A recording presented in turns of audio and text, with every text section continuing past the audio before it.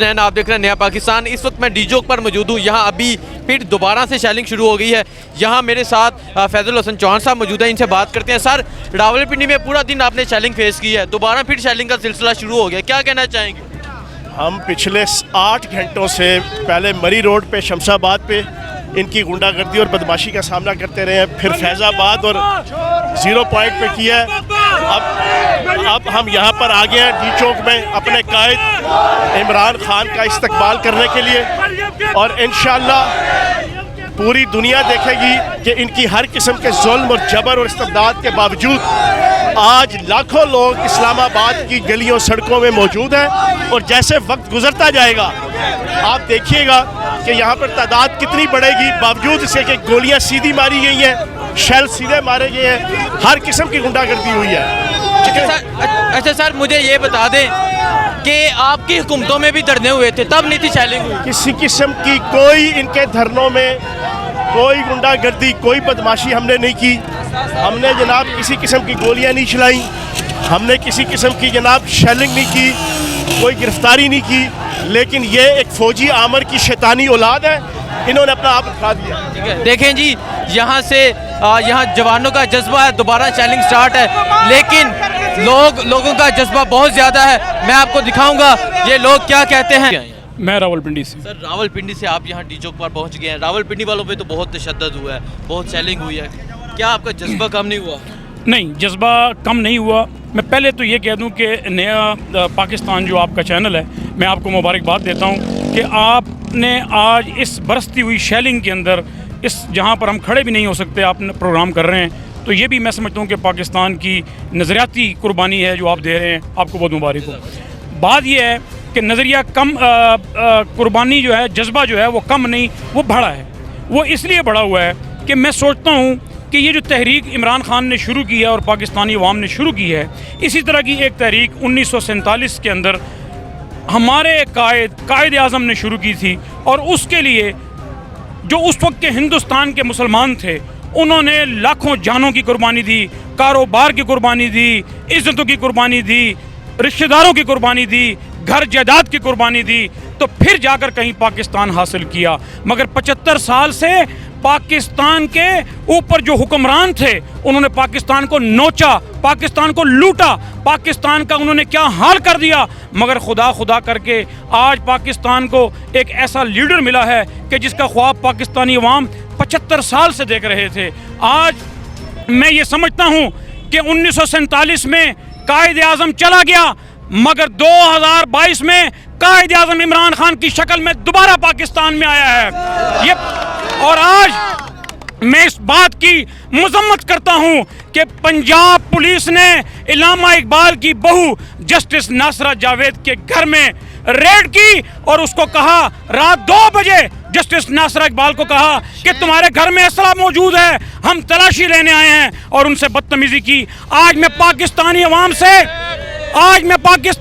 سے یہ کہتا ہوں کہ اگر نون لیگ کا کوئی لیڈر, کوئی ورکر اگر علامہ اقبال کے کوئی شعر پڑھتا ہوا نظر آیا تو اس کو گریبان سے آپ نے پکڑنا ہے.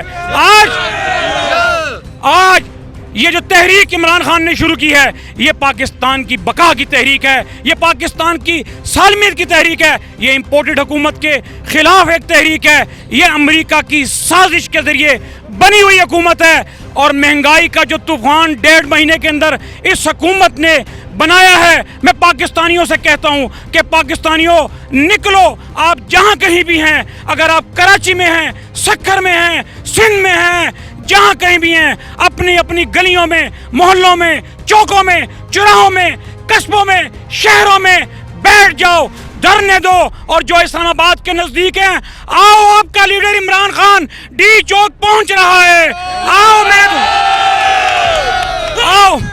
آؤ پاکستانیوں, ان لاٹھیوں کی, ان گرفتاریوں کی, ان ظلم اور دہشت اور بربریت کی اور اس شیلنگ کی, اس آنسو گیس کی پرواہ نہ کرو.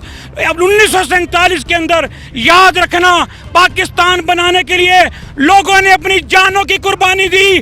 آج آپ کا لیڈر عمران خان اپنی جان ہتھیلی پہ لیے بالکل کنٹینر کے اوپر کھڑا ہے. بچائے گا پاکستان. ہم آج پاکستانی اپنی جان کی، اپنے مال کی، کسی چیز کی پرواہ نہیں کر رہے.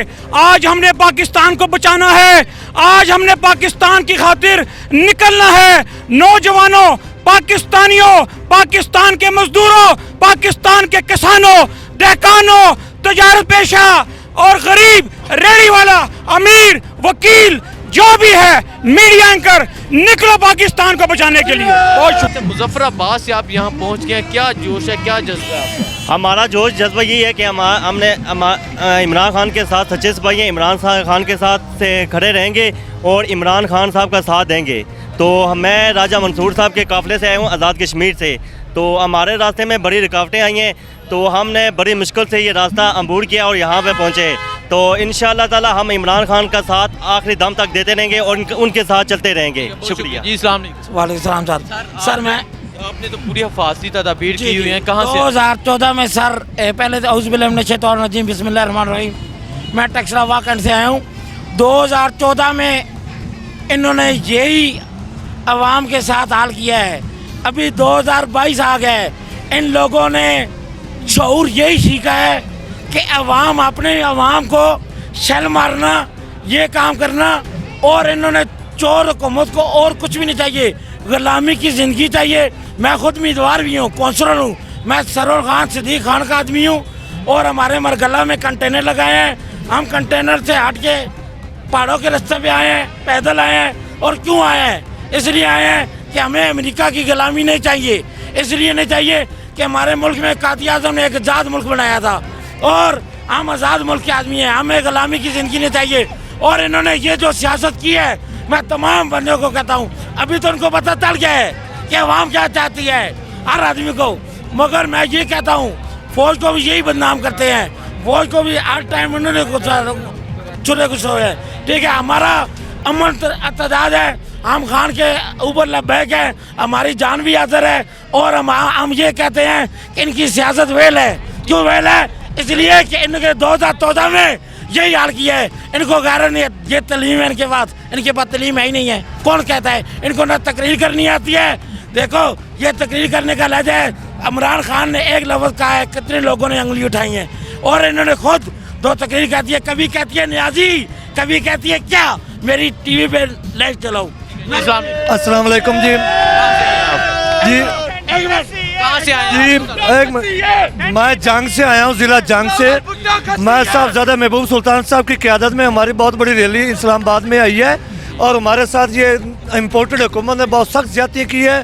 ہمارے بزرگ جو رہنما کارکن تھے، سپاہی تھے اپنا عمران خان صاحب کے، ان کو انہوں نے جیلوں میں ڈالا ہے، تھانوں میں بند کیا ہے اور سب رکاوٹیں توڑ کر امپورٹڈ حکومت کو ہم ریجیکٹ کرنے آئے ہیں اور انشاءاللہ الیکشن کے اعلان کرا کر جائیں گے. ورنہ واپس نہیں جائیں گے. جینا مرنا عمران خان کے ساتھ ادھر ہی ہوگا. ہمارے قائد نے وعدہ کیا ہوا ہے کہ جب تک یہ اعلان نہیں کریں گے ہم یہاں سے واپس نہیں جائیں گے.